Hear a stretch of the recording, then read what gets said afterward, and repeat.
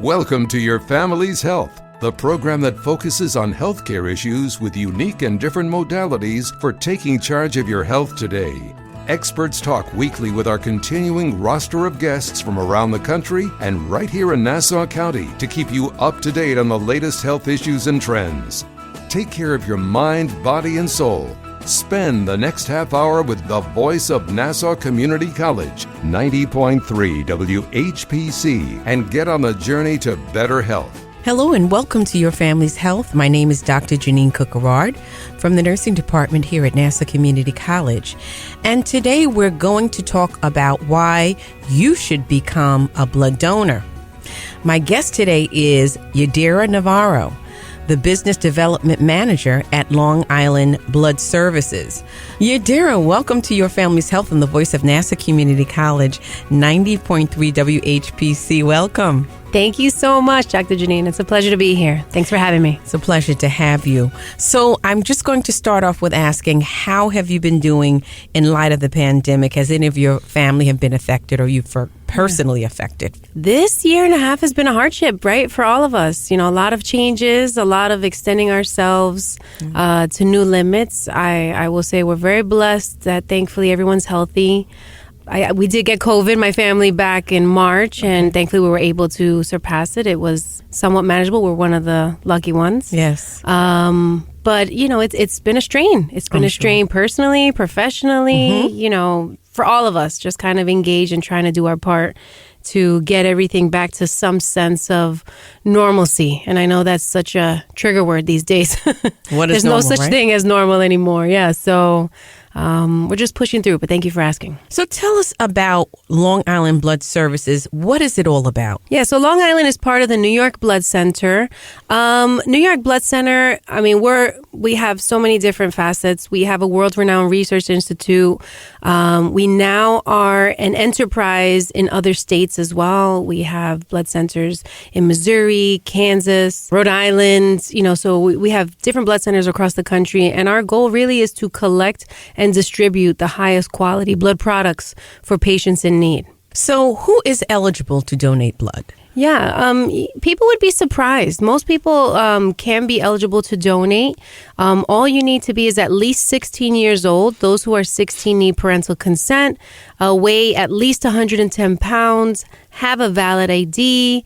We do tell people eat well and drink plenty of fluids prior to coming, but that's it. I mean, there are some restrictions as far as travel. So we tend to follow the risk of malaria. And if you've traveled to a place that has the risk of malaria, like certain parts of Dominican Republic, it's a 3-month waiting period. Tattoos are a big thing, right? So if you got a fresh new tattoo, that's great. It used to be a year waiting period. Now it's only 3 months as well, which is nice. But yeah, most people, even with medical conditions, as long as they're feeling well, that's really the main criteria. If you're having a bout of allergies, you know, we actually tell you, wait, if you're not feeling well, just hold on. But most people, as long as they're feeling well and have whatever medical condition under control, can donate blood. So what are some of the medical conditions that someone may have that makes them ineligible for donating blood? That is a great question that I don't have the specifics on, and I will say it changes from time to time. We're regulated by the FDA, but anyone who would like to can visit our website, www.nybc.org, or they can call our medical eligibility line, which is 1-800-688-0900. And that line is answered by one of our registered nurses. It's a confidential call, and they can give the person specific details on their conditions. But you'll hear things like diabetes. Someone with diabetes will think they can't donate. Right. They absolutely can, as long as it's under control. Hypertension, yeah, anemia. Like, it really just depends on the specific levels. Some people think they have anemia, but, you know, as women especially, our iron levels fluctuate depending on the time of the month. So it's really best, if you're not sure, you can either call or visit the website, or come to the drive and we'll check you there and let you know if you can donate. So it's all a part of the screening. If your hemoglobin, for example, is too low. Correct. That makes you ineligible to donate blood. Correct. Yeah. And it's not a permanent thing. You know, it would depend on how severe, you know, if it was severely low. There have been a few people that have caught that they have some sort of issues. I know we've prevented a few heart attacks where blood pressure was too high and the person went and saw medical attention right away and was able to be treated. But yes, we will let them know on site whether or not they meet the criteria. Some of our criteria is a little bit stricter because, again, we're trying to deliver the highest quality product. So if you get turned away for low iron, it doesn't mean you have anemia. It just means you don't meet the criteria for this particular donation. So the screening goes on prior to you giving blood. There are nurses there that are ready to actually do the screening. Yeah. So a part of the screening is taking the vital signs of the person, the blood pressure, the pulse, and also getting a pre-sample of blood to screen it. Yeah, for the iron, Initial. yes. Mm-hmm. Yeah, the donation process, we tell people takes about 45 minutes to an hour because it's a 4-step process. So you're coming to the blood drive with your ID, right? Fully hydrated with a full belly. And you're going to fill out our registration form, which is on a tablet. Once you're done with that questionnaire, which is basically like travel questions, behavior questions, obviously some demographic questions, and side note, for us, it's very important to fill out the demographic questions because remember, we're matching these donations with patients. So I know a lot of times people see what ethnicity are you? And they wonder, this is just for, some sort of study or survey. Right. In our case, it's important because there may be someone of your same ethnicity that, your blood may benefit. Yeah. Right. But yes, you answer that questionnaire. Then, as you mentioned, you sit with one of our technicians. They check your blood pressure, your temperature, your iron levels with that little sample, the finger stick, which for some people, let me tell you, the finger stick is worse than the actual donation. And then at that point, they'll review the form and clear you to donate. Or if for whatever reason you're not eligible, they'll let you know why and give you more information. Then you go to donate, which is the easiest part of the entire process. Depending on what you donate, if you donate whole blood, which is just a pint of your blood, that takes about 10 minutes.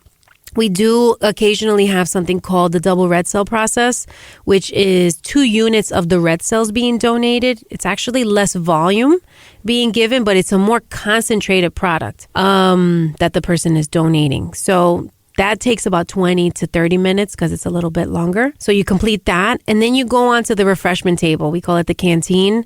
And that's part of the process. So sometimes people want to donate and then just grab a cookie and go. No, we want you to sit down. We want you to take a breath of fresh air, have some snacks on us, get rehydrated and then, feel really great about making a big difference. So I know I am calorically challenged. So what kind of cookies you got? Oh, we got some good cookies. This is like the age-old debate, Oreos versus Lorna Doones. And listen, if that's what inspires you, some people come just for the Oreos. And I've seen people deathly afraid of donating in needles, but they close their eyes and they're like, I want those cookies. So yeah, we have chips and pretzels if you're a little saltier, and the salty snacks, we have found that it helps rebuild your blood supply a little quicker. So we do encourage, have a salty snack, grab a cookie or 2. It's okay. We won't limit you. and just rehydrate. But we want it to be a pleasant experience and we want you to feel good at the end. So you mentioned piercings and tattoos. Yeah. What is it? What makes the person ineligible if they have a tattoo? So very funny. In New Jersey, there's no wait period because the New Jersey tattoo parlors are licensed and inspected. So because New Jersey has that policy, the FDA does not give them a waiting period on donating. So that's what it is. It doesn't mean that it's less safe to get a tattoo in New York. It just means that since we're not following that FDA requirement, there is a slight waiting period. And again, all of the restrictions in place, which are many, are just to make sure that the donor leaves the experience feeling well, and most of all, the recipient. These people are really in a vulnerable state, and they really need to get the safest blood possible. So in giving a pint of blood, it seems so little. How many people does this affect, giving 1 pint of blood? Yeah, 1 pint of blood actually can affect up to 3 lives, we tell people. And that's because of the different components. So I mentioned the red cells where you can donate double red, right?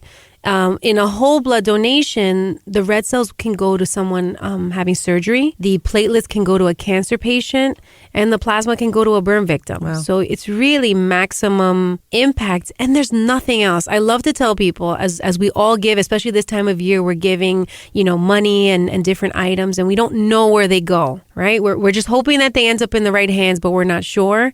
This is that one donation. There's nothing else we do with this. It gets tested, it gets, cleared, and it goes straight to a patient in our area. So we appreciate our blood donors. Thank you. You are listening to Your Family's Health on the voice of Nassau Community College, 90.3 WHPC. My name is Dr. Jeanine Cook-Garard, and today we're learning about why you should become a blood donor.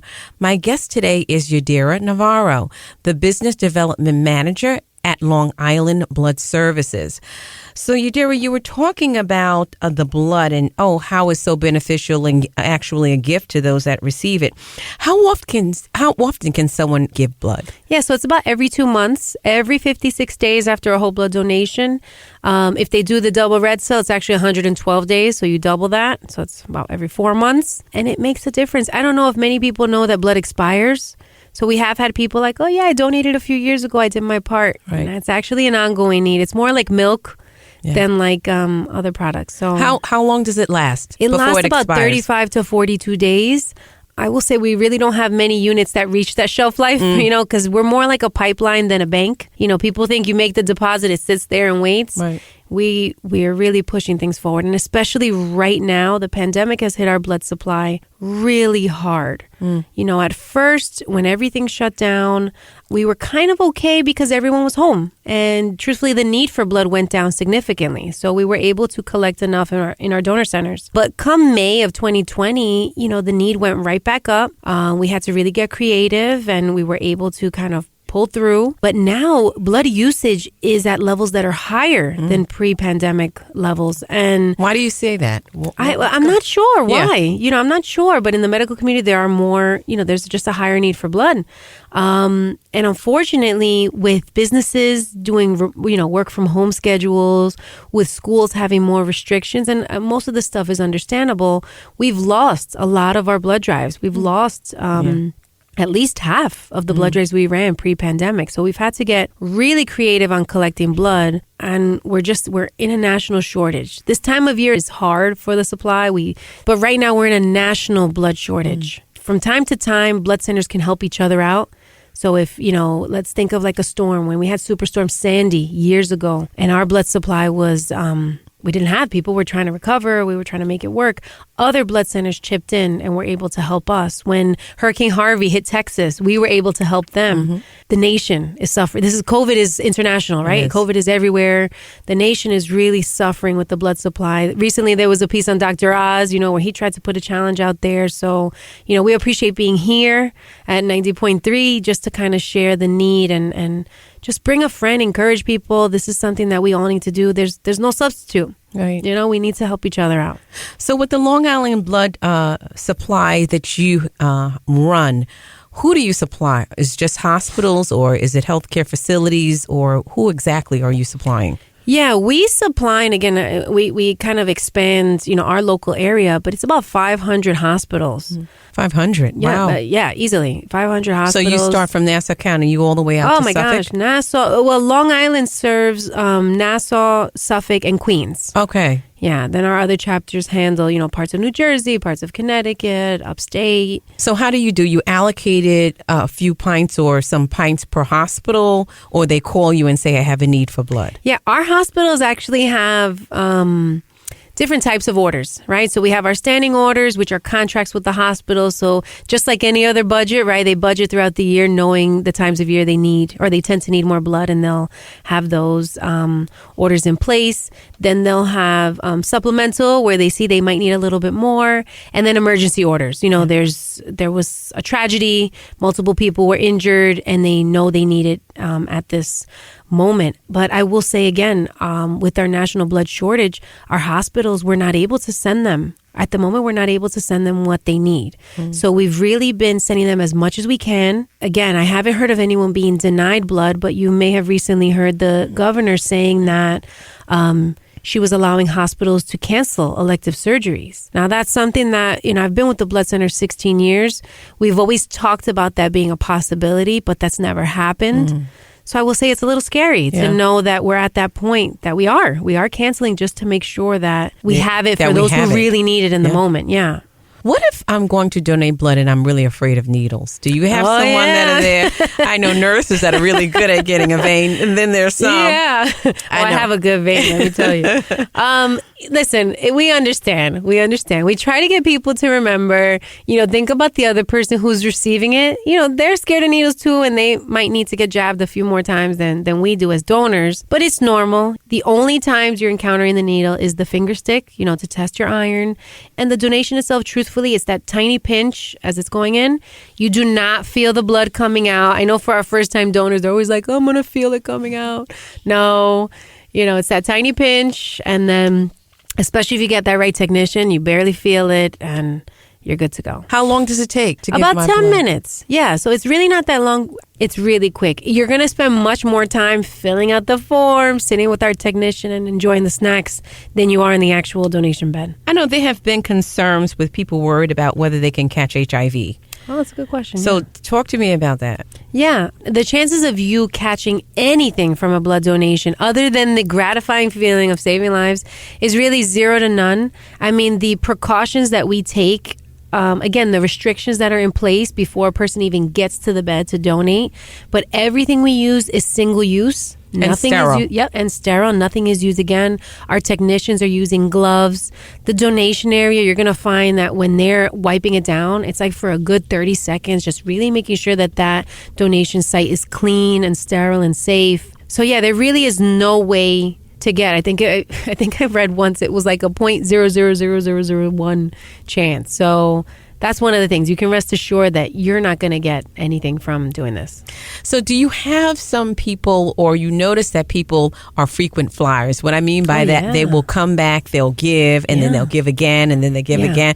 How often can you give back to back? Yeah. Or what is the time frame? Yeah, so funny you should say that. I was just talking about this morning. We had what we call like a champagne problem. Yeah.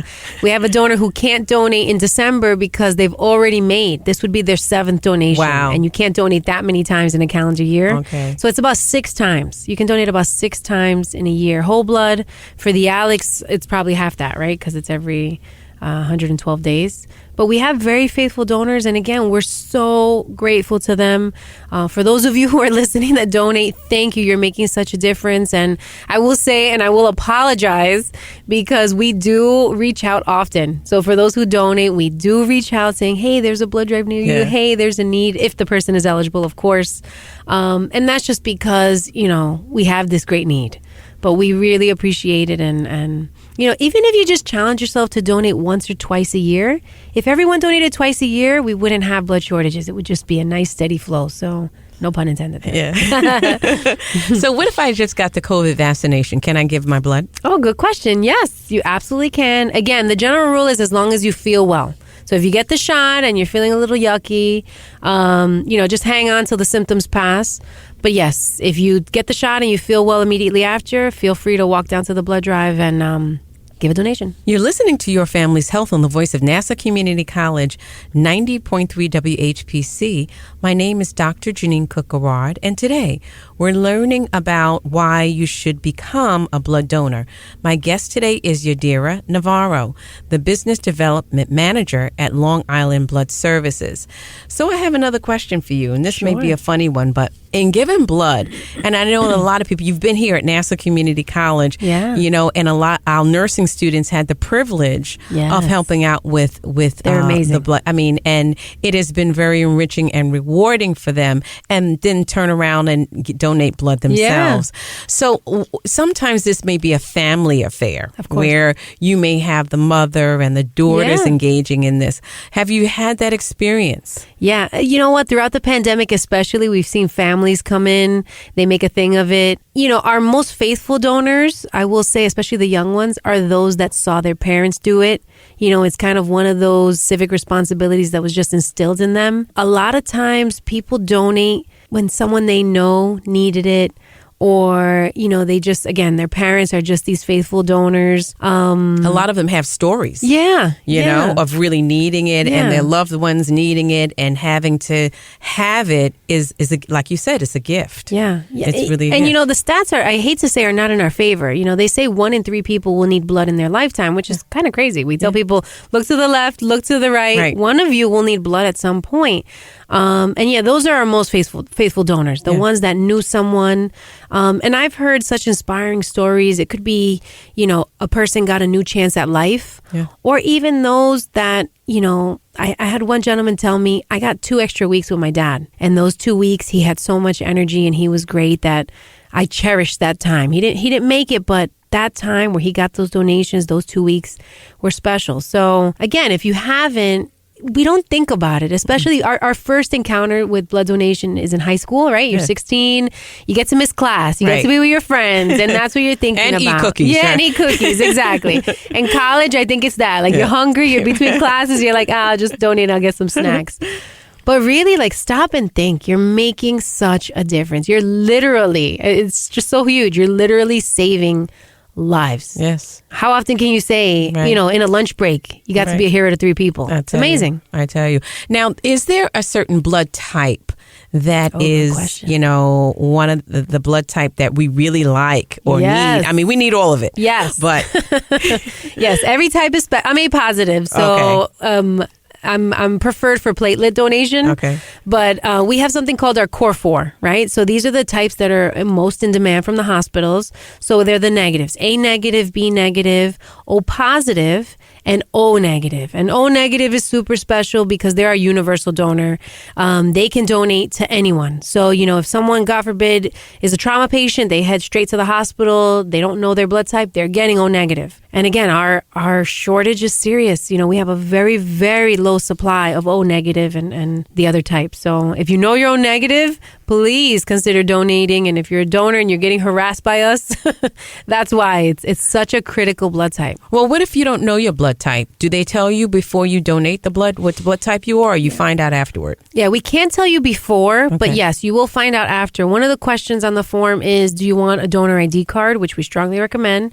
And on that card, you'll get it a few weeks after donating. It'll have your name, a donor ID that, can easily get you into the system, and your blood type. So we've had a few people find out their type just by donating. Yeah. So this donor card that you get, it's after you give blood, correct? Right? Yeah. You'll get it in the mail. And do you have to walk with that particular card the next time you donate, or is it are you in the system? How do they both? So it is helpful to have the card because there's a barcode.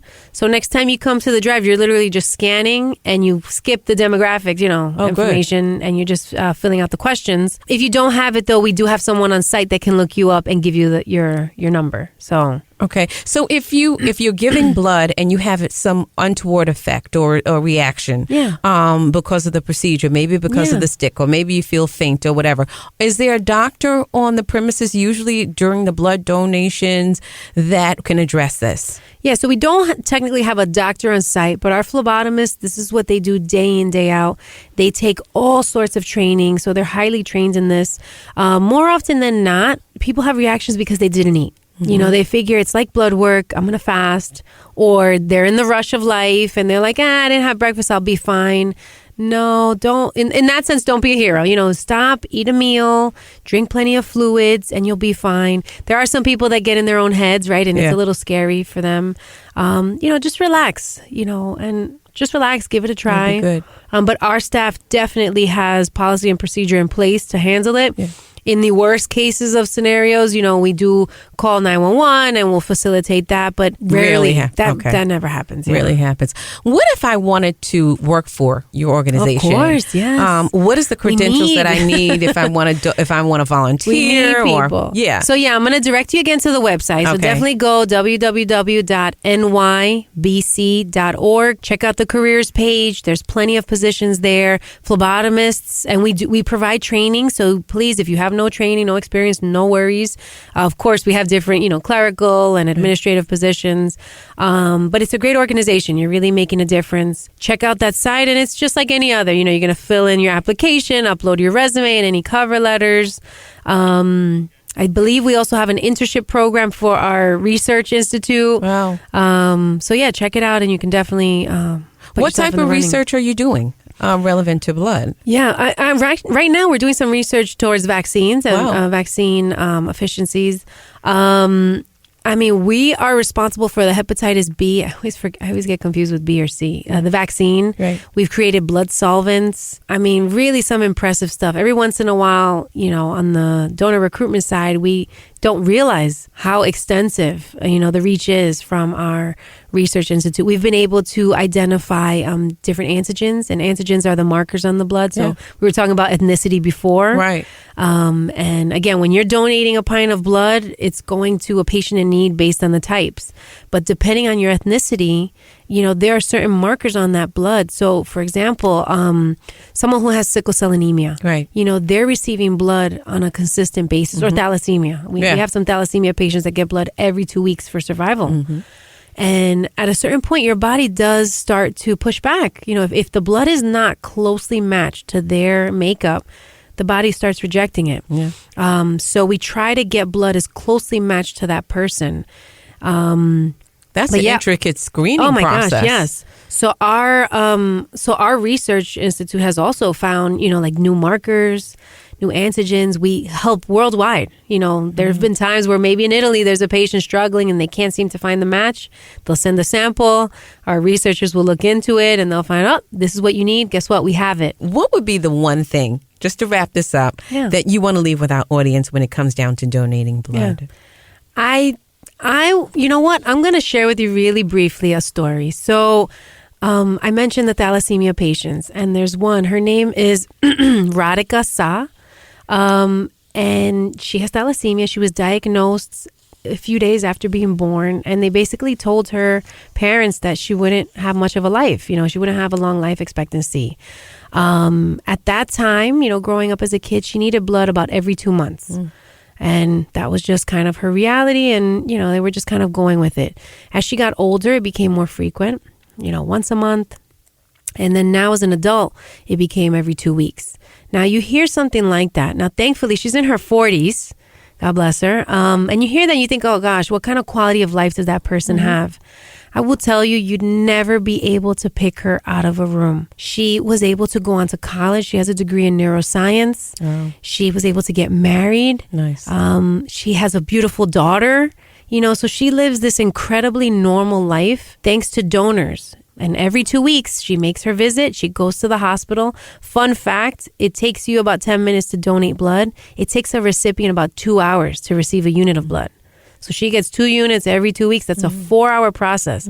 I know all of us, myself, I always feel guilty because I'm like, oh gosh, I'm so busy. I don't have time to, do this or that. I think every 2 weeks, 4 hours of your life, it's a chunk of time. But, every blood donor is responsible for giving somebody like Radhika the chance of normalcy, just the chance to live life and be free. So you're making a huge difference. We really appreciate you. And if we don't tell you enough, let me tell you again now. Nassau Community College is an amazing partner. You guys do a really, really great job. And we're just hoping to keep that legacy alive. So great. Thank you. Gift of life. Yeah, literally. So we want to thank you for being here. Thank you. Yadira Navarro, the Business Development Manager at Long Island Blood Services. We hope you stay safe and continue to stay healthy. And thank you for being our guest today. Thank you so much, Dr. Jeanine. This is Dr. Jeanine Cook-Garard from the Nursing Department here at Nassau Community College. And we want to thank you for listening to this week's edition of Your Family's Health. We'd like to get your feedback on your family's health. Send your comments by emailing them to whpc@ncc.edu. Podcasts of today's show are available on iTunes, Android Podcasts, and Spreaker. This program was produced at the studios of Nassau Community College in cooperation with the Nursing Department. Join us next week for another edition of Your Family's Health on the voice of Nassau Community College, 90.3 WHPC.